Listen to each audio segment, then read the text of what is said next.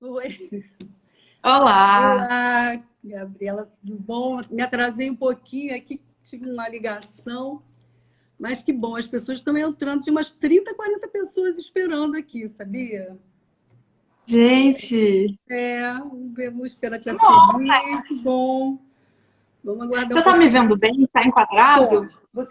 Também está se Tá. vendo? Tá? Eu não tô conseguindo me ver por isso, daí eu não sei se tá enquadrado, né? Porque dá um corte, né? Essa câmera. É, se você pudesse sentar um pouquinho em alguma almofada, você tem como? Só subir um pouquinho? Então deixa eu ajeitar Aí, aqui. aí fica melhor. Ah, tá. Tá bom. Tá, ótimo então. É, Então, aí fica bom, sim. A gente espera um pouquinho as pessoas entrarem mas você sabe, Gabriela, que eu tenho um projeto na Cidade das Artes, já há 6 anos, chama Interlocuções. que E legal. a proposta é psicanálise, arte, literatura.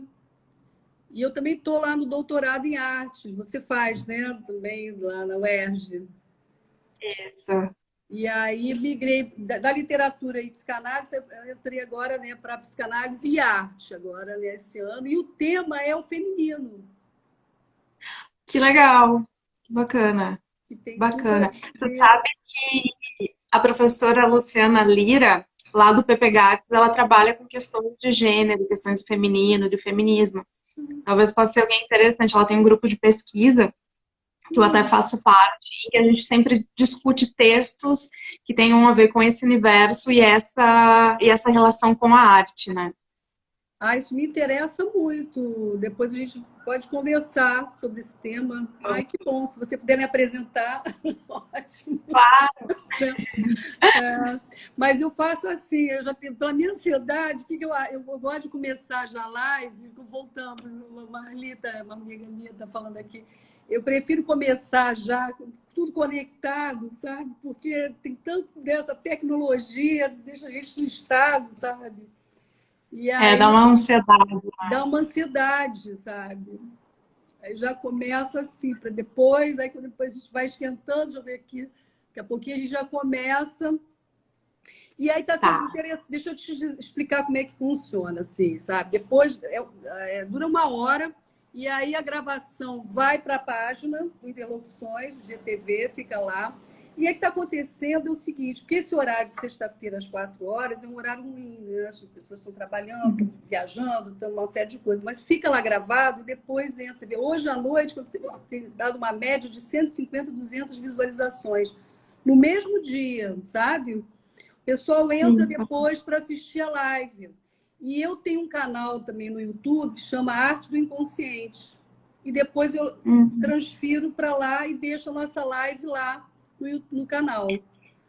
Então, legal. já vou até avisando como é que funciona, porque tem sido bem bacana. E as pessoas têm entrado, assim, sabe, na página, têm se interessado pelo tema. Né, assim. Sabe que essa coisa do virtual, né? Que eu comecei a perceber que pode ser interessante dessas lives, dessas conversas por essas plataformas, é que o acesso é maior. Porque às vezes essas discussões que a gente faz nesse âmbito, né, dos lugares da universidade ou dos espaços de arte, acaba ficando restrito àquele público que já se interessa e que vai assistir. E aqui acaba disseminando. Às vezes, tu está ali numa pesquisa no site de busca, uma palavra-chave te leva para uma live, te leva para um vídeo no YouTube, para esses encontros que a gente está tendo agora, né? Isso está Isso sendo é bem interessante. interessante. Isso até o Alexandre, mesmo na Jornada Internacional da UERJ, ele falou isso, sabe? Você teve uma visibilidade que não teria presencialmente. Né? Uhum. Então tem esse lado que é bem positivo mesmo. Está sendo muito bom. Mas, e você, gaúcha, Gabriela? Sou gaúcha, de Porto Alegre. Gaúcha, eu sou de Alegrete. Olha só. Lá Legal. do interior, né? Mas eu também sou uma gaúcha assim muito fajuta. Eu vou pouco no sul, eu tô mais para cá, sabe? Assim, sou mais carioca até do que gaúcha, né? Olha só, vamos começar então? Vamos Vamos. aproveitar e esquentar. Primeiro, queria te agradecer você ter aceito o convite e vou te apresentar. Né? Você é doutoranda em artes pela UERJ, professora licenciada em teatro da UFRJ, do Rio Grande do Sul, né? Membro dos grupos de pesquisa Motim, Mito, Rito e Cartografias Feministas nas Artes. Que interessante esse grupo de pesquisa. Estudos culturais em educação e arte, vincula seu trabalho artístico à formação de atores e ao trabalho do sujeito sobre si, através de uma prática pedagógica transdisciplinar, desenvolve trabalhos em arte usando como suporte a cena, a fotografia, o vídeo e a performance. Sensacional, né? Muito interessante. Muito. E o título, Gabriela, o título que você deu para a live também é muito curioso, né? Ofélia no divã, elucubrações de uma feminista. Pois é. Primeiro, vou te agradecer, Gilda, obrigada pelo convite. Me senti muito honrada, né, de receber esse convite para esse diálogo aí, atravessando essas interlocuções todas possíveis. Assim, um prazer poder estar aqui com você e com as pessoas que já são esse público desse canal, né, desse espaço. E eu fiquei pensando, né, quando surgiu o convite, né, qual seria essa relação com a psicanálise, com esses campos outros de saber, que a minha relação é mais como voyeur, né? Eu observo, né? Até minha relação com a psicanálise é algo muito recente, no papel de paciente. Comecei a fazer faz 2 meses e foi nesse contexto de quarentena, de pandemia. Nunca estive presencialmente assim, nessa situação, só online. Então, aí eu fiquei pensando como que poderia ser esse diálogo. Aí me veio essa imagem dessa Ofélia sentada no divã conversando, né?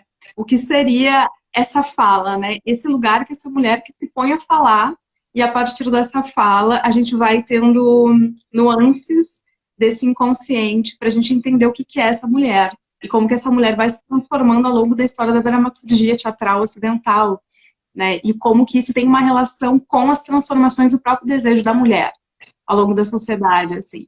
Aí pensei nessas imagens todas que poderia ser interessante para a gente dialogar aqui com o pessoal que está assistindo. Muito bom, quer dizer que a partir da tua própria análise, então, que você né, despertou para esse tema. Ofélia no divã. Eu organizei uma fala porque eu até tinha pensado, né, em usar o título também como mote para essa fala e ir falando. Mas eu sinto que eu penso melhor articulando o pensamento nessa linguagem, na palavra. Então, eu escrevi uma introdução, daí eu vou ir lendo e comentando, aí fica à vontade também para fazer, para falar. Antes de você começar, porque é curioso, né? Quer dizer, você colocá-la também como uma feminista, né? A Ofélia, porque a gente tem a visão dela, ela ali ocupa uma posição até que me reportou a Simone de Beauvoir, sabe, Gabriela, assim, né, nessa posição que a mulher vai voluntariamente para essa posição assujeitada e submetida e que reforça até o machismo estrutural. Né? E ela ali, realmente, ela reforçou muito mesmo, até o Hamlet xingar ela de tudo quanto era nome, né? Enlouquecer, fazer aquela cena toda ali, usando ela para a cena dele, né? Que ele se faz de louco e ela, então, entende que ele está louco mesmo, por amor, né? Que é muito do feminino. Achar que o homem está tão apaixonado, que ele está enlouquecido de amor. Rapidamente você acredita nessa historinha, né? Que a mulher compra rápido, né? Então, e aí é curioso você colocá-la como uma feminista. Quer dizer, eu já para fazer uma provocação aqui para a gente começar esquentando, né? Essa primeira Ofélia que surge a partir do texto do Shakespeare, né? Ela acaba estando sujeitada. Ela está nesse lugar, né? A figura do pai que dita para ela como que ela deve se comportar e que usa ela como massa de manobra dentro da dramaturgia, texto da loucura do Hamlet para tentar acessar esse Hamlet. né? O irmão que dá conselhos para ela manter a castidade dela, não se deixar iludir pelo Hamlet, e o próprio Hamlet que diz para ela, olha, a melhor coisa que tu tem para fazer é ir pro convento, porque é isso, entendeu? E, e aí, o único papel que resta a ela dentro dessa trama é a loucura. E da loucura, o suicídio, né? E só que ao mesmo tempo, né, essa Ofélia é uma mulher que ela tá ocupando esse espaço desse castelo, ela tem essa relação direta com a rainha, com o príncipe, com as estruturas todas que envolvem o poder. E de alguma forma, quando o pai dela diz a ela para ela ir falar com o Hamlet, então há algum poder, algum resquício possível ali. Porque o pai da Ofélia, trabalhando para o rei, trabalha a favor desse rei que, enfim, matou o irmão para poder se tornar rei. E aí quer acessar esse Hamlet, talvez como uma forma de conduzir ele para o caminho que o rei quer. Então, há um poder latente dessa feminilidade, dessa mulher, só que ele precisa ser abafado também. Então, as duas coisas acontecem concomitantemente. Então, tem um lapejo. E esse lapejo, ele se constitui no momento em que ela se mata, porque é o único poder possível. É a única coisa que ela consegue dominar dentro dessa trama toda desse castelo é o direito dela da própria vida. E você tirar a sua própria vida é você tomar posse do seu corpo e dizer, aqui eu não fico mais, né? E aí essa condição da loucura é isso, é quando uma mulher ela não consegue exercer todas as funções que são possíveis a ela, ou que poderiam ser possíveis a ela sucumbe, ela fica desterritorializada e aí entra nesse estado de loucura. Entendi. Mas mesmo ali, então, acho que a gente consegue fazer um desenho ali para tentar entender como é que essa figura dessa Ofélia vai aparecer de novo na dramaturgia. Porque pelo menos tem mais 2 aparições dela ao longo da história. Então tem alguma coisa ali que faz com que outros dramaturgos olhem para ela e coloquem ela num outro lugar, né? E aí eu acho que é desse movimento assim que eu vou ir falando, para a gente poder... Muito bom, ótimo, muito instigante. Porque o que também me chama a atenção é que o pai tinha acabado de morrer, né? O pai dela, quer dizer, ela se mata, que não sabe se bem se foi um suicídio, se ela se deixou, né, ali nas águas, mas de qualquer maneira também a morte do pai tem uma influência. Não sei como é que você desenvolve essa questão. Mas assim, porque ela... Oi? Não, ela fica solitária, né? O Hamlet mata o pai dela, enganado, acha que era o rei, e na verdade era o Polônio, que é o pai dela, aí acaba matando, aí ela fica sozinha, porque no começo da peça o irmão dela viajou, né? Ele foi, não me lembro agora para qual país, mas ele está... Ele está também na Escócia, não? Não tenho certeza se é. E aí ela fica sozinha, ela fica completamente sozinha, né? Enquanto que tá todo mundo ali envolvido em outras tramas, né? Em outros problemas, assim. E é o que é interessante, porque quem anuncia a morte da Ofélia é a Gertrudes, né? A mãe do Hamlet.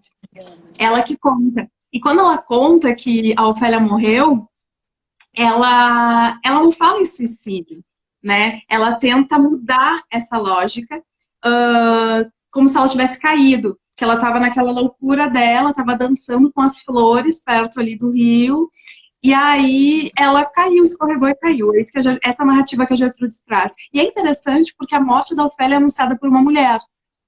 Isso também é interessante, porque quem traz essa narrativa é uma outra mulher. Então essa voz vem também de uma mulher, né? E aí tem uma cena, eu até separei para ler mais à frente, que são os coveiros que estão lá cavando para o enterro da Ofélia, que falam sobre o suicídio. Sim. E aí, quando eu penso na Ofélia, eu fico pensando nos feminismos todos, principalmente o que é essa figura dessa mulher hoje, na atualidade, como que a gente está pensando as relações do desejo da mulher. Um recorte interessante dessa Ofélia é pensar o recorte social. Porque é uma mulher que tem, ela é da nobreza, ela tem acesso à nobreza. Então, só é possível uma mulher que se suicida poder ter um enterro católico, cristão, enfim, se ela tem um recorte social mais elevado, porque se fosse uma mulher de um outro lugar, ela não poderia. Então, a gente já tem um recorte que vai nos ajudar a pensar os muitos feminismos que a gente tem hoje, que a gente vai falando, que a gente precisa falar sobre a situação da mulher negra, da mulher indígena, da mulher trans. Os homens também entram nesse feminismo, porque o feminismo ele não diz respeito apenas às mulheres, mas ele diz a todas as estruturas que sofrem com desigualdades, que são colocados no lugar de outra desse homem branco, hétero, cis, enfim. E esse homem não é só o corpo desse homem, mas é uma estrutura logocêntrica, é uma estrutura machista, é uma estrutura racista que colocam todas as outras pessoas numa situação de subalternidade. Então, essa fala dos dois caveiros, né, é muito interessante para a gente pensar como é que funciona o recorte social dentro da própria peça do Shakespeare. E como que o próprio Shakespeare, trabalhando, né, ele escrevia também para a nobreza, né, para o castelo, como que dentro da própria escrita dele ele vai colocando algumas questões sociais ali, alguns lampejos que vai comunicando essa sociedade da época, né, como é que essas verdades vão aparecendo, né, isso é interessante da gente analisar também. Enfim. Você sabe que o Lacan, ele diz que nesse momento que você estava descrevendo, né, dos coveiros, que o Hamlet, ele fica sabendo da morte dela ali também, né? O Hamlet. Ele escuta essa conversa e ele fica... Essa conversa. Não é? E o Lacan vai dizer que nesse momento, a partir da morte da Ofélia, é que surge o desejo por ela, a partir da morte dela. Porque é bem interessante, no Seminário 6, ele desenvolve essa questão que a partir da falta, né, que ele ali se depara então, com o objeto do desejo dele, que era Ofélia. Uhum. Porque ele diz para ela, né, naquele showzinho dele da loucura, que ele nunca a amou. Exatamente. Então, talvez para ele, naquele momento em que ele tinha tudo, para ele era mais fácil renegar essa possibilidade de felicidade, né, durante a própria narrativa dele. E aí, quando ele percebe o que aconteceu de concreto, né, porque ele ainda fica naquele dilema, né, será que eu me vingo, será que eu não me vingo, eu vou me vingar, e nananã, e nananã, mas ela se concretiza, né, ela se concretiza na loucura, ela se concretiza na morte, e depois nessa falta, nessa ausência. É interessante. Interessante, né, que aí desperta o desejo, né, nele.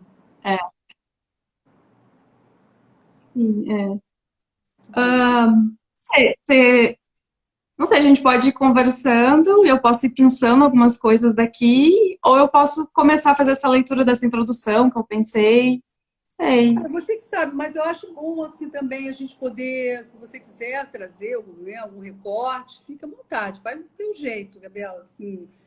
Mas é claro que a interação e as pessoas também podem fazer perguntas, né, que também acrescenta e fica bem dinâmico. O que for melhor para você. Sim. Aí é contigo, tá? Está bem à vontade.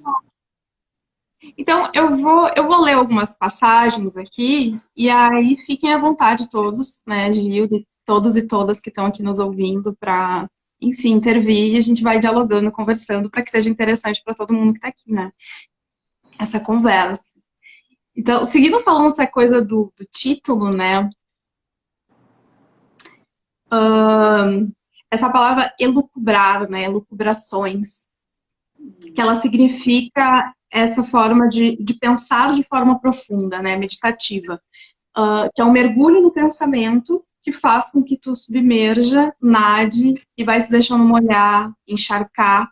E quando tu retorna à superfície, né, quando tu emerge, tu consegue insurgir. Né? Insurgir é uma palavra que eu tenho usado bastante, que eu gosto bastante do significado dela. E aí, essa imagem desse mergulho, né, tudo que tem a ver com essa água, com esse encharcar, tem a ver com essa Ofélia. E aí eu até fiz uma brincadeira, né, de trazer uma reflexão que vem da astrologia, sobre desse vestimento na água. que eu botei assim, ó. Está no site do Astrolink, que é: o elemento água, na astrologia, rege as emoções, a mente subconsciente, a sensibilidade, os sentimentos, e sublinha os signos de Câncer, Escorpião e Peixes, e é considerado um elemento frio e úmido. Eleva-se acima da terra, mas está abaixo do ar, e proporciona flexibilidade e nutrição das substâncias. O símbolo do elemento água é o triângulo apontando para baixo, representando seus desejos de descer por conta de suas qualidades frias e úmidas. E esse triângulo invertido, que simboliza a água, ele remete à vagina, que também é um lugar úmido, Claro. é um lugar escuro, profundo e que é potencialmente fértil. E o triângulo invertido, ele é um dos símbolos associados ao feminismo, né? Eu trouxe um trechinho de uma música da Elza Soares, que é do álbum dela, que é Deus é Mulher, o nome da música é Banho. Quero ler para vocês, que também vai trazer essa imagem dessa água, que é: acordo maré, durmo cachoeira, embaixo sou doce, em cima salgada, meu músculo musgo me enche de areia, e fico limpeza debaixo da água. Misturo sólidos com os meus líquidos, dissolvo pranto com a minha baba. Quando tá seco, logo me desço.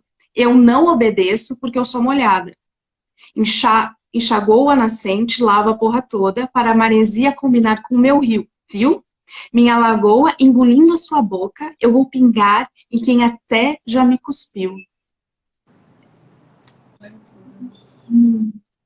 E é interessante pensar em todas essas imagens que vão sendo associadas à água e como que as mulheres vão tomando posse dessa imagem, dessa água, para falar da sua subjetividade, relação com outra.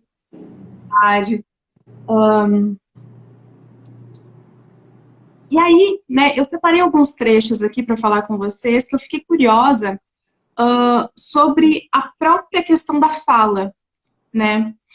Eu falei que a minha relação com a psicanálise é uma coisa muito recente, né? E aí eu tenho me deparado com esse falar, né? Vai falando, falando, falando, e a partir dali esse subconsciente, esse inconsciente vai aparecendo, os desejos vão aparecendo. E o quanto que a fala é algo que é político, é social, é transformador, e enquanto que as mulheres são condicionadas num lugar de silenciamento, né? E aí tem uma noção de fala e silenciamento, fala e silenciamento.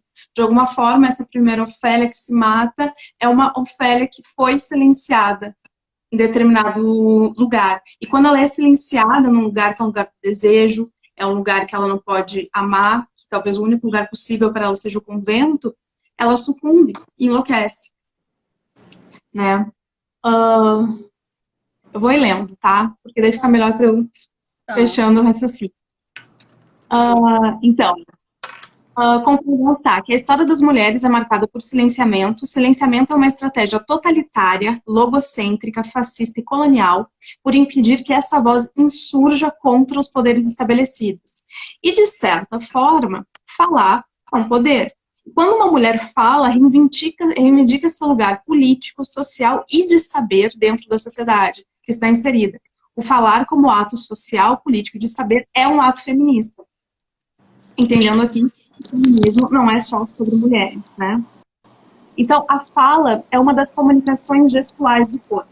Seja a fala pelas cordas vocais ou através da língua dos sinais, então, as diferentes formas com que o corpo humano consegue falar. São revelações de nosso interior. Através dos nossos gestos, o outro descobre sobre aquilo que sentimos, pensamos, desejamos. Nesse sentido, falar é um ato político. Quando se fala para alguém, ou seja, falar implica em ouvir. Além de espaços de fala, é necessário espaços de escuta. E aí, viajando para... espaços de escuta. De escuta. Então, e a gente fala sobre isso, né? Tem até um texto de uma brasileira que fala sobre o lugar de fala, né? Que é a Djamila Ribeiro, que lugar de fala é necessário que se crie lugares de fala para que as pessoas possam falar das suas próprias experiências, mas é importante também que se crie lugares de escuta, né? Que essas pessoas também possam ser ouvidas. Ser escutada. E que a gente Isso é uma ação dialógica que precisa acontecer concomitantemente. E aí tem uma pensadora indiana, eu não vou saber falar direito o nome dela, que é a Gayatri Spivak, que ela tem um ensaio, que é um ensaio de 1985, que o nome do ensaio é uma pergunta, que é: pode o subalterno falar? E aí, nesse ensaio, ela revela algumas outras perguntas, né? Desses ambientes colonizados, né? O Brasil foi colonizado, enfim, vários países foram colonizados, que tem uma relação de silenciamento, que fala abafamento de algumas vozes, abafamento cultural, vários abafamentos que vão acontecendo. Então, é uma voz que não é permitida ressoar, né? E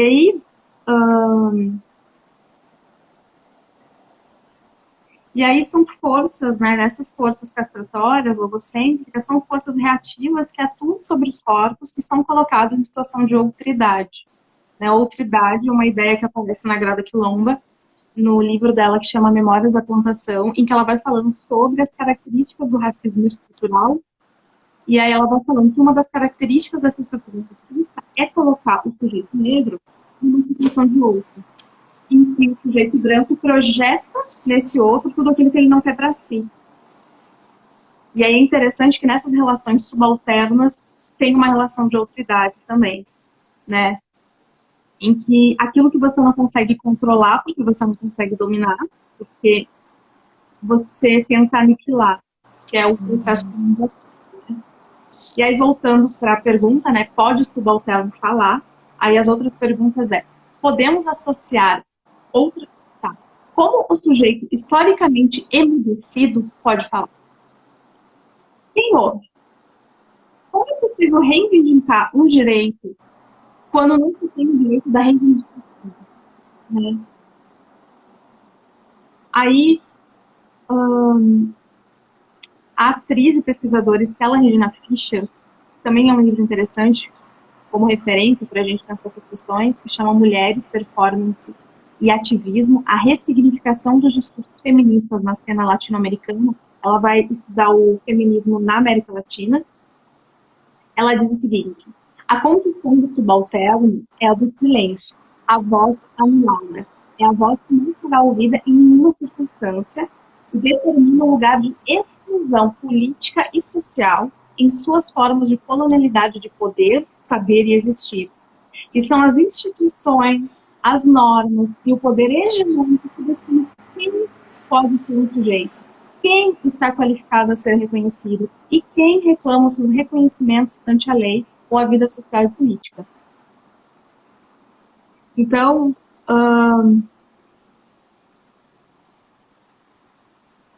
é interessante a gente pensar que esse falar, que implica em palavras, né, ele institui modos de ações e modos de ser no mundo, né? E é por isso que, atualmente, os estudos de gênero, né, que são estudos decoloniais e feministas, eles empregam palavras que incluem o feminino, ou a letra E, por exemplo, poder. Né? Pois é, porque, como é que é? Por que tem... Eu fico assim, meio também sem entender muito bem, sabe, Gabriela? Assim, porque eu acho que o nosso português já é tão complicado, nosso nível de analfabetismo é nas alturas, para a gente poder modificar e criar mais essa situação. Eu não tenho uma ideia formada, sabe? Tá. É assim, dentro dos estudos pós-estruturalistas, né, Foucault, Deleuze, Derrida, essa gente toda, eles vão questionar a ideia de sujeito único. Né? Não só eles, principalmente os feministas, principalmente os estudos de gênero, os estudos decoloniais, que eles vão falar o seguinte: quando a gente está falando somente no masculino, a gente está falando com um homem. A gente está vendo e enxergando a lógica do mundo por uma lógica do masculino, por uma lógica branca, por uma lógica heteronormativa, por uma lógica colonial, por uma lógica logocêntrica. A partir do momento em que você inclui todas as outras subjetividades que compõem uma sociedade, bom, aí você está começando a dialogar com todo mundo. Então, você incluir o feminino, por exemplo, boa tarde a todos e a todas, é você dizer que esse sujeito mulher, também faz parte da sociedade, também é importante eu também estou dialogando com ela, né? E o todes é pensar, são questões de gênero, que a gente fala sobre o gênero neutro, enfim, é um outro estudo, uma outra reflexão sobre isso. Mas é principalmente questionar a ideia de sujeito único, do sujeito universal. Essa é a questão toda. E é por isso que, e aí entendendo que as palavras têm um poder, né? E se a psicanálise está trabalhando com uma palavra que a partir da minha fala, a pessoa que está me ouvindo, ela consegue entender quais são as marcas das minhas sombras, para a gente poder procurar um espaço de cura, isso quer dizer que a palavra tem um poder, ela tem uma importância. Então, essa importância precisa ser entendida, né? Eu até trouxe uma imagem aqui, eu até coloquei mais para frente, deixa eu achar aqui, não preciso ver aqui, que é o seguinte, se a gente pensar nas questões da o que as palavras dizem e quais imagens as palavras assumem, né? Isso tem tudo a ver com a Ofélia, com esse feminismo todo. Que é o seguinte, quando a primeira mulher que assumiu o cargo público de maior importância no Brasil, que é a presidência, ela sofreu um processo de impeachment, né? Um processo de impedimento. O que aquilo estava sendo dito? Era a primeira vez que uma mulher assumia um cargo público de chefia de maior importância, de maior significado político. Quando ela sofreu o processo de impeachment, durante a votação pelo impeachment, os deputados, em sua maioria, eles falavam o seguinte: eu voto pela minha família, eu voto pela honra, eu voto pela dignidade humana. Votava por vários motivos que nada tinha a ver com pedalada fiscal, com questões financeiras, com algum erro que ela tivesse cometido financeiro. Tinha todos valores familiares. Os valores familiares estão muito associados à casa, estão associados ao domicílio, está associado à figura da mulher dentro de casa, criando as questões subjetivas da sociedade. Certo? Então, a partir do momento em que eles estão dizendo essas palavras, isso está sendo mostrado na TV aberta pública, está dizendo o seguinte: a partir do momento que a gente tem uma mulher presidente no nosso país, significa que aquela mulher não está em casa cuidando da moral, não está em casa cuidando dos filhos, não está em casa cuidando bons costumes, né? Da moral, E aí é interessante que logo depois que ela sofre o impeachment, quem assume, a primeira matéria que aparece falando sobre, né, os desígnios do presidente que assumiu, que era o Temer, da mulher, é uma reportagem falando sobre a mulher dele que chama ela de bela, recatada e do lar. Olha só, então a gente tira uma mulher do poder e a gente diz, eu tô tirando ela do poder pela família, pela honra, por isso, por aquilo, pelo outro. E no momento seguinte a gente diz, a mulher perfeita é a que é bela, a que é recatada e que é do lar. Então a gente tem isso anunciado na nossa casada com um velho, né? E casado com um idoso, né? Que dá para ser avô dela, não é nem pai, é um idoso, né? Exatamente. Então são imagens e palavras trabalhando para reforçar uma ideia machista. Então são todas palavras que são ditas e que vão entrando no nosso subconsciente e vão gerando uma forma de pensamento social, né? Então a gente vai tendo, é verdade, o lugar de mulher em casa, cuidando dos filhos, não na política. Que mulher quer política? Que mulher quer falar? Então é isso que está sendo dito nas entrelinhas e a gente está entendendo, né? A gente está entendendo quando a gente está pensando criticamente sobre isso, mas a gente também está entendendo quando a gente está reforçando esse tipo de situação, né? Aí, falando também sobre essa questão da palavra e do porquê da inclusão de todas e todos e todas, né? Quando tem uma pesquisadora que também é uma referência interessante pra gente, que é a Silvia Federici, ela vai escrever um livro que chama Caliban e a Bruxa. O subtítulo é Mulheres, Corpo e Acumulação Primitiva. No começo do livro, assim, bem na introdução, ela fala o seguinte,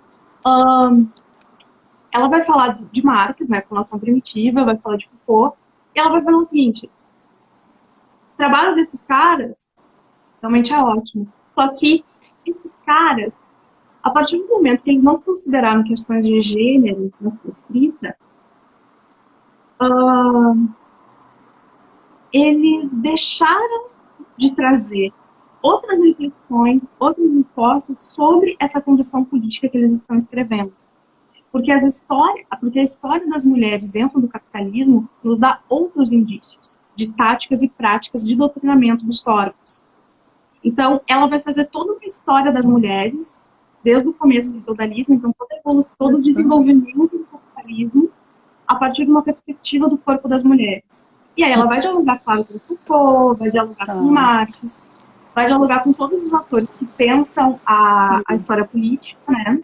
A filosofia política, a sociologia política, vai dialogar com eles, trazendo essa característica. A mesma coisa a Shirley Mondavi quando vai falar sobre a questão das pessoas negras. Então, de alguma forma, ele vai trazer o conceito de necropolítica. O que a gente está dizendo com isso? Que tem uma história que não está sendo contada. E a partir do momento que essa história não está sendo contada, a gente está deixando de entender a sociedade, e quando a gente deixa de entender a sociedade, a gente mantém ela como está. E como ela está, é nociva. Porque como ela está, a gente está provocando desigualdades, a gente está provocando mortes, silenciamentos, enfim, por aí, né? Mas voltando para a Ofélia, quer dizer, aí você traz esse mito aí, né?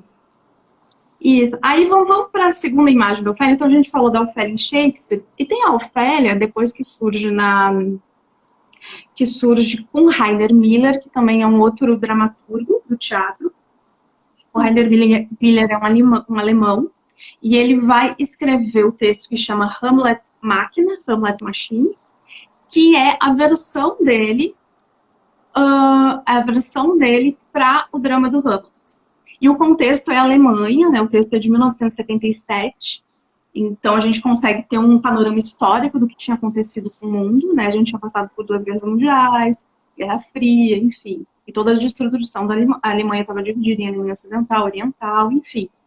E aí ele vai escrever um texto em que ele vai apresentar todo esse quadro político que está acontecendo na sociedade naquele momento, né, sociedade alemã, vai aparecer nesse texto desse Hamlet Máquina, e aí vai colocar a situação do Hamlet em relação à subjetividade desse sujeito naquele momento, né? E aí a Ofélia, como é que a Ofélia aparece nesse texto, né? Deixa eu ler aqui o que eu escrevi, porque daí tá mais claro aqui. Que é Hamlet Máquina, então a máquina. A máquina aqui tem um efeito ciborgue, que é o seguinte: um desejo de ser máquina, pois é isso que os estados totalitários impõem como regime de corpo. Não tem direito de sentir, de desejar. São castrações continuadas. Porém, aí dentro desse texto do Hamlet Máquina, a Ofélia, que sofre as mesmas forças castratórias do Hamlet, ela não se deixa constranger por completo. Ela insurge como uma força rebelde, né? Essa Ofélia, ao contrário de Hamlet, que fica preso em seu próprio jogo com o poder, ela insurge como uma força revolucionária que se nega a morrer, se nega a ficar condicionada à casa e ao papel que se espera de uma mulher. Então tem uma subjetividade da mulher que está ressoando ali, tem uma modificação social que está acontecendo. Isso é 1977, logo em seguida vai começar a surgir Simone de Beauvoir e vários textos que já tinham antes da Simone sobre o feminismo, sobre o papel da mulher na sociedade, enfim. Já tinha passado, né, todas as revoluções de maio de 68 na França, isso reverberou em geral. Então, a gente está vendo isso, como isso está sendo operado dentro da dramaturgia, né, e como está surgindo essa representação dessa mulher. Então essa Ofélia, ao contrário do Hamlet, ela vai surgindo, né, e aí a gente vê um devir mulher, a gente vê um devir animal, a gente vê uma máquina de guerra. A máquina de guerra, eu até usei isso no seminário agora há pouco, que é associar a ideia de máquina de guerra à ideia de Ofélia. Ofélia em Reino Unido, né? Porque a máquina de guerra, ela é uma filosofia, não é um conceito, é uma noção em Deleuze e em Guattari, não é um conceito porque eles não chamam de conceito, mas isso está no Deleuze e no Guattari, no Platão número 5, em que ele vai falar do Tratado de Nomadologia, a máquina de guerra, em que ele vai dizer que a máquina de guerra são todas as forças que são revolucionárias, que elas não trabalham em prol do Estado, elas trabalham contra o Estado, né? Entendendo que o Estado, ele tem várias manobras, né? Tem várias técnicas e estratégias de se manter. E a máquina de guerra, ela está ali trabalhando com o Estado, mas contra ele, para minar ele. Ou seja, o Hamlet está ainda trabalhando em relação ao Estado, porque a partir do momento em que ele quer se tornar uma máquina para parar de sentir, ele está fazendo exatamente o que o Estado quer que ele faça, e fica paralisado. Ele fica paralisado tendo ato, né? Exatamente. E essa Ofélia, não. E aí essa Ofélia do Hamlet, desse Hamlet máquina, do Rainer Miller, né? Ela não quer ficar condicionada à casa, ela não quer ser a esposa perfeita. Não, ela quer ir pra rua. Ela quer ir pra rua vestida no sangue dela, que ela diz no texto. E aí esse texto do Hamlet máquina, do Rainer Miller, ele termina com a Ofélia amarrada. Amarrada como se fosse numa camisa de força, né? Olha. Ou seja, o Estado, ele continua tentando castrar essa mulher. Porém, ela continua a falar. Ela tá lá sendo amarrada pelos atores e ela tá falando. Boa. Tem essa fala, a fala continua presente. E a fala, ela fala como Electra. Ela invoca a figura da Electra, né, que é um mito também da Grécia Antiga, e aí ela é uma Ofélia Electra. Então ela está sendo amarrada, ela fala esse texto, eu posso até ler para vocês, que é muito curtinho. E a peça termina assim. As últimas palavras do texto da peça, quem dá é a Ofélia, que é essa Ofélia Electra. Então tem todas as forças de castração, tem essa loucura iminente dessa mulher, mas ela não se deixa por completo castrar, ao contrário do Hamlet. Então, essa releitura de Rainer Miller, ele já pega essas nuances que vai aparecendo naquela Ofélia, que já vai estar aparecendo no Shakespeare, e ele atualiza para um contexto político, social. Que época, qual é o ano, Gabriela? 1977. A primeira edição é de 77. Ó, vou ler para vocês rapidinho aqui, ó. O texto da Ofélia no Rainer Miller, que é: aqui fala Electra, no coração das trevas, sob o sol da tortura, para as metrópoles do mundo. Em nome das vítimas, rejeito todo o sêmen que recebi. Transformo o leite dos meus peitos em veneno mortal, renego o mundo que pari. Sufoco o mundo que pari entre minhas coxas. Eu enterro na minha buceta. Abaixo a felicidade da submissão. Viva o ódio, o desprezo, a insurreição, a morte. Quando ela atravessar os vossos dormitórios com facas de cabeceiro, conhecereis a verdade. Nossa, que genial! Arrepiante! E assim termina Hamlet máquina, com essa oferta. E ela evocando Electra, né? Que é interessante, eu não falei, eu até tinha anotado para falar aqui, eu acabei não falando, né? Que tem vários mitos, né? Tem vários mitos da antiguidade, da Grécia Antiga, que foram lá escritos por Sófocles. Fiquei pensando na Antígona, né? Também. Né? Sófocles, que também, né? Que todas essas mulheres, elas morrem. Elas morrem, ou elas se matam, alguém mata elas, todas morrem. A única que não morre é a Medeia. Sim, que mata os filhos e ela que sai matando todo mundo, né? É verdade. Exatamente. Porque a Medeia também é uma força política que não se deixa constranger. Porque é o seguinte, a mão que mata os filhos é da Medeia. Mas quem colocou essa arma na mão da Medeia foi o Estado. Foi o Jasão. Sim. Foi todas essas forças machistas e patriarcais que colocaram ela nessa condição. Né? Foram as ações do Jasão que fizeram com que Medeia armasse essa vingança. E a Medeia não morre, ela no final da peça, ela é salva pelo Deus Sol. O Deus Sol manda uma carruagem de fogo para ela, e ela vai embora, e ela tem a possibilidade de começar a vida dela em outro lugar. Pasolini... É super interessante para a gente pensar, né, o que ela traz de figura revolucionária de mulher e por que ela não morre. E porque todas as mortes, até tem um texto, deixa eu dizer para vocês, que vai fazer uma análise de todas as mortes nos mitos da Grécia Antiga. Não tem aqui, ó, chama Maneiras Trágicas de Matar uma Mulher. Imaginário da Grécia Antiga, que é da Nicole Lohot, acho que assim pronuncia, é um texto de 85. Então ela vai falar sobre essas mulheres todas que vão morrendo nas tragédias todas, por que elas morrem, vai fazer toda uma análise em relação a isso.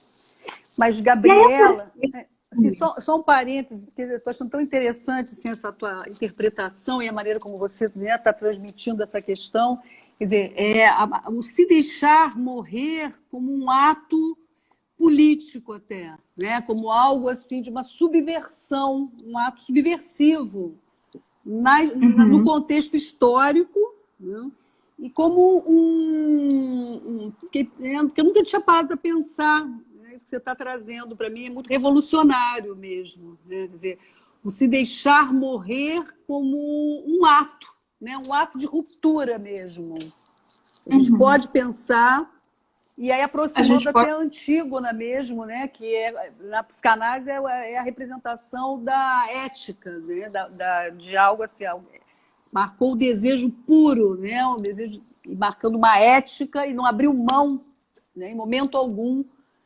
E aí você trazendo Ofélia, aproximando a Ofélia, né? É exatamente isso mesmo, quer dizer, ela ali, ela numa atitude subversiva, a gente pode pensar, né? A morte dela representando um ato político mesmo, né? De uma subversão. Muito bom. Sim. Tem vários tipos.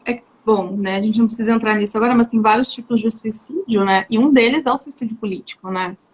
Que Uhum. é essa vida é minha, ela me pertence. E se eu decidir que eu não quero mais viver, e se eu não quero mais viver porque eu não quero continuar. Lembrei agora, porque eu tô lendo aqui um comentário que tá falando sobre o racismo, que é o seguinte: se a gente parar para pensar nos navios negreiros, todos aqueles que foram derrubados, ou com que aquelas pessoas que estavam naquela situação de sequestro conseguiram se desamarrar, se desvencilhar, derrubaram, morreram afogados, de alguma forma elas estavam dizendo o seguinte: morrer é melhor do que ser escravo, melhor do que ser escravizado. E um filme Pantera Negra, né, o personagem que faz o vilão, no momento que ele está conversando com o Pantera Negra, e o Pantera Negra fala para ele: olha, ele está com ferimento, né? Ele fala: a gente tem tecnologia, a gente pode te curar. Para quem eu quero ser curado para ficar preso? Não, eu prefiro honrar a memória de todos os meus antepassados que preferiam a morte, porque sabiam que a morte era melhor do que a escravidão, e se jogaram no rio, então eu quero ser jogado no mar. Como um Então também é ritual, uma né? morte. É um ritual de É passagem, né? Que tem toda uma representação simbólica naquele ato, né? Em direção à sim. morte. Muito interessante. É. Bom, e aí tem uma terceira aparição, que é a aparição mais recente da Ofélia na dramaturgia, e aí agora ela está sendo escrita por uma mulher. Aí é uma dramaturga, uma mulher, que ela escreve Ofélia Máquina. Ofélia, máquina? Máquina, fazendo uma alusão ao texto Ah, do o Miller, texto, que é claro. Hamlet Máquina. Aí tem a Aham. Ofélia Máquina. O nome dela é Magda Romântica, e ela escreveu esse texto durante 10 anos, de 2002 até 2012 ela foi escrevendo esse texto, e aí foi montado. Aí eu trouxe, né, porque esse texto eu não consegui ler, não tem tradução, né, para o português, e eu não consegui acessar o texto em si. Então eu consegui alguns artigos falando sobre, algumas críticas, eu trouxe uma que tem na internet que diz o seguinte, ó: uma vigorosa desconstrução da psique feminina, da imagem e dos papéis de gênero. O roteiro de Romanska, carregado de imagens densas e simbolismo, explora o amor, sexo, violência, política, sensibilidade de classe, estética feminista, as vacuidades da cultura de massa e o atemporal mistério da morte. Este é um teatro que não é facilmente acessível e às vezes é diabolicamente sombrio, mas tem fragmentos de humor e é implacavelmente provocativo e desafiador. Que aparece a figura do Hamlet, da Ofélia, nessa peça da Romanska. Tem uma dramaturgia fragmentada, uma dramaturgia contemporânea, né? O texto do Miller também já é fragmentado, é uma peça de 9 páginas, acho que é um ato, e o texto não é um diálogo que vai se encaixando, é todo fragmentado, só tem a noção do texto. O da romança tá também essas características que fazem parte da cena contemporânea, né? E traz essas figuras que são figuras revolucionárias. Traz a figura da Ofélia intelectual que escreve, traz a figura da Ofélia que é essa feminista voraz, né? Esse feminismo radical, enfim. Então vai trazendo vários personagem de várias mulheres contemporâneas, que são as mulheres que a gente encontra hoje, associando a essas mulheres essa imagem da Ofélia, e cada uma tem um discurso. Porque, e aí pensando aqui com vocês agora, que a Ofélia, como ela está dentro de um jogo de poder, né, desde o Shakespeare, então tem uma relação direta com as armadilhas do poder, com as questões políticas, com as questões sociais, então ela vai sendo atualizada, né? E isso eu acho interessante, porque de todas as peças assim, que a gente vê de Shakespeare, né, do Shakespeare, ou da dramaturgia em geral, a única personagem que ela tem mudanças nas suas nuances é a Ofélia. Então, Shakespeare desenhou uma Ofélia e desenhou lampejos que fez com que outros dramaturgos escrevessem de uma outra forma. Então, a gente está reivindicando a todo momento esse outro papel, porque os papéis sociais da mulher vão mudando ao longo da história. Mas interessante, quer dizer, ela causa, né? Ela causa o desejo de reescrever, algo que, né, se inscreve, né? Não cessa de se inscrever, apontando até para o conceito do real lacaniano, sabe, Gabriela? Interessante, você, né, a maneira como você está trazendo a Ofélia mesmo, quer dizer, né, ela se inscreve e insiste aí numa repetição dessa história, contando, né, podendo contar de várias maneiras, assim, essa posição dela, né? Muito bom. Estou passando aqui os comentários para dar uma olhada. Tem um comentário aqui do Paulo, que é: reduzir os erros da administração Dilma a uma questão machista me parece bem reducionista. Não é isso. A questão não é que a gente pensar as questões que envolvem a política em si. Eu acho que tem questões que são da ordem administrativa, que precisam ser pensadas. O que eu estou dizendo não é que se o impeachment é legítimo ou não.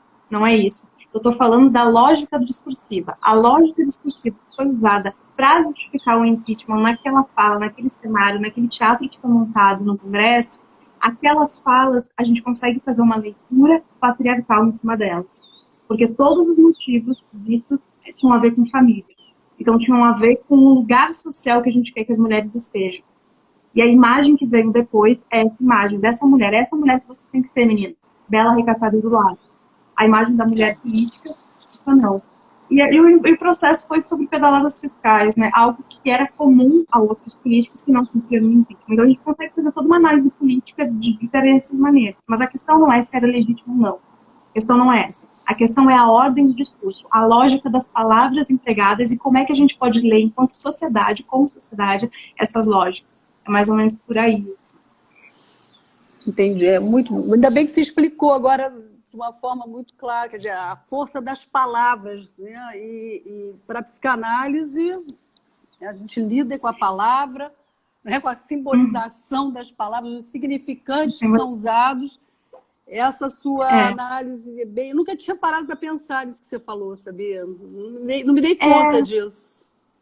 Né? Eu também, eu me dei desse conta... cenário, né? Eu comecei a me dar conta agora, pensando sobre essa fala, né? Porque a gente vai lendo, a gente vai estudando, li vários textos falando sobre, mas eu nunca tinha parado e trazendo para o meu corpo isso como reflexão. E aí, pensando nessa fala aqui com a gente, e nessa minha familiaridade recente com a psicanálise, né? 2 meses só, eu fui entendendo qual é o poder de falar. Porque eu ainda não tinha entendido qual era o poder da palavra. E aí eu comecei a entender, é isso que significa a gente falar, né? E falar é isso, falar é uma tática de poder, é uma comunicação. Eu até escrevi ali em cima que é o seguinte, falar é a forma que eu tenho de mostrar para o outro, de fazer com que o outro acesse o que está dentro de mim, né? Então, o outro ele só consegue entender o que eu estou pensando, o que eu estou sentindo se eu falar. Por isso que falar é um poder, porque as forças de silenciamento não querem que eu diga o que eu estou sentindo, não querem que eu diga que olha,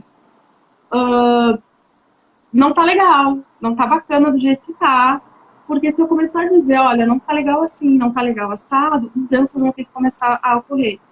E mudanças é algo que o sistema não quer, o Estado não quer, porque tá confortável para algumas pessoas. Para algumas pessoas tá confortável do jeito que tá, para outras não.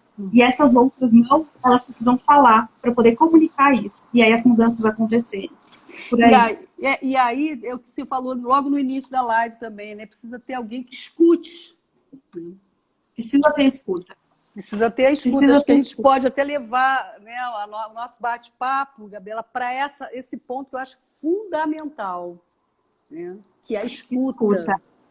É escuta. E essas, as principais críticas contemporâneas, porque está se complexificando as discussões, gente, vocês têm que ouvir, né? A gente está aqui falando de feminismo, quando começam a surgir os textos e as provocações do feminismo negro, o que elas estão dizendo assim, vocês não estão ouvindo.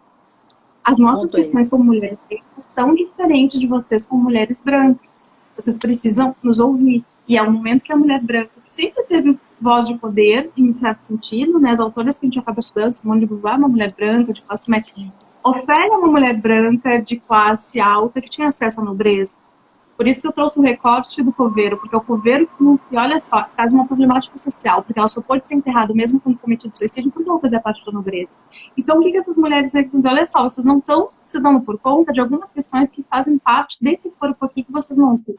Então, escuta. E aí é esse momento que a gente vai ouvir. Não, me fala. Mesma coisa as mulheres trans. As mulheres lésbicas é diferente também das mulheres lésbicas. Então, tem várias questões ali. As diferenças, né? As diferenças. São as diferenças todas. De você poder acolher e escutar as diferenças, né? Eis a questão, né? Acho que eis a questão do feminismo. Se botaria o feminismo, porque na psicanálise tem uma questão que o feminino é algo completamente diferente da questão feminista, né? Tem muita gente que faz uma certa confusão aí, sabe? Mas o teu tema é sobre o feminismo. É isso, né? Assim... Ontem à noite, a Sueli Ronick estava fazendo uma fala e ela usou o feminismo em vários momentos, porque é o seguinte, gênero é uma construção social, né? Os estudos de gênero vão dizer isso, você se constrói, você nasce com o sexo biológico de mulher e aí vão te dando várias camadas do que é ser mulher. Sim. Então, esse ser mulher é uma construção. Então, esse gênero é uma construído, né? A Paul Preciado vai falar que o gênero biológico é construído. Mas aí é uma reflexão muito profunda que não dá agora. Judith Butler também vamos por aí. Mas aí o que a Sueli estava falando é o seguinte, que o feminino não tem a ver com gênero, porque o feminino também tem o feminino no homem. Claro. Da mesma forma que tem o masculino na mulher. Então, e o feminismo não é só sobre mulher, entende? É um pensamento sobre equidade para todos. Porque se a gente começa a pensar que o machismo, ele produz desigualdades, ele produz diferença para produzir desigualdade, o feminismo vai produzir diferença para produzir equidade. Gabriela, deixa eu te falar, nós temos 1 minuto e 40 segundos para terminar a nossa live. Como você gostaria de terminar, de finalizar nosso bate-papo? Preparei tanta coisa para falar, mas não preparei um fechamento, olha só. Quero agradecer, Gilda, pelo convite, esse espaço, a todas as pessoas que estão nos ouvindo e quem vai nos ouvir ainda pelas gravações que vão estar por aí. Quero convidar, né, a todos e todas que leiam dramaturgia, né? Leiam os mitos, porque a gente aprende muito sobre a sociedade através dos mitos e os mitos se atualizam, né? Ofélia está sendo atualizada a todo momento. Medeia, a gente pode ver várias leituras de Medeia e entender essa mulher a partir desse outro ponto de vista. Édipo, que é muito usado na psicanálise freudiana, a gente lê Édipo Rei, e entende quais são as camadas significantes ali. Eu acho que a partir da dramaturgia a gente consegue se entender como humanos, porque o teatro, ele é sobre a humanidade, é sobre as nossas relações humanas, é sobre como que eu expresso o meu desejo e como que o outro lê esse desejo. Né? Então, o teatro é sobre isso. Todas as artes são sobre desejo, mas o teatro especificamente é sobre as relações humanas desse acontecimento. Então, ler teatro é uma forma de tu também entrar nesse desejo que é seu e também é do outro. É dessas outras pessoas todas que compõem essa dramaturgia, porque está todo mundo dialogando. O teatro, né, o drama, ele é escrito em forma de diálogo. Então, é sobre a palavra, é sobre esse seria comunicar. O seu convite, né? Vamos terminar falando da palavra.